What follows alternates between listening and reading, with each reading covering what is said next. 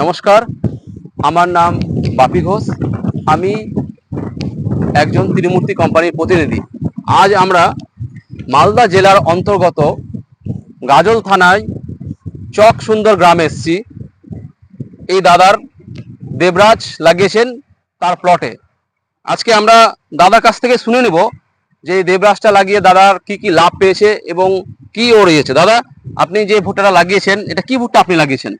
দেবরাজ 2855 ত্রিমূর্তি। আচ্ছা আচ্ছা দাদা, এই এই ভুট্টাটা আপনি কত বছর ধরে লাগাচ্ছেন? 2023 সাল থেকে। আচ্ছা, 2023 থেকে আপনি কন্টিনিউ লাগাচ্ছেন, তার মানে রেজাল্ট ভালো পেয়েছেন? রেজাল্ট ভালো পেয়েছি। আচ্ছা আচ্ছা, বারবার এই এই এই এই ভুট্টাটার মেন গুণ কি? এই ভুট্টার আপনি কি গুণ ভালো পেয়েছেন? এই গুণ হচ্ছে যে 60টা হ্যাঁ 40টা আপে হবে। আচ্ছা, আর এই যে গোল ইয়েটা হ্যাঁ মোটামুটি 18টা বা 16টা, হ্যাঁ দু রকমেরই আছে। কোনো জায়গায় কম বেশি মাটি হ্যাঁ খারাপ হওয়ার কারণে একটু মানে না না, ঠিক আছে ঠিক ইয়ে হয়েছে। আচ্ছা, বলছিলাম এর ভেতরে যে আটিটা আছে সেটা কি কালারে আছে? সেটা লাল, লাল কালার। লাল কালার। এবার দানাটা দানাটাও ভালো লাল। লাল। তাহলে আপনি লাগিয়ে খুশি তো? হ্যাঁ, অবশ্যই খুশি।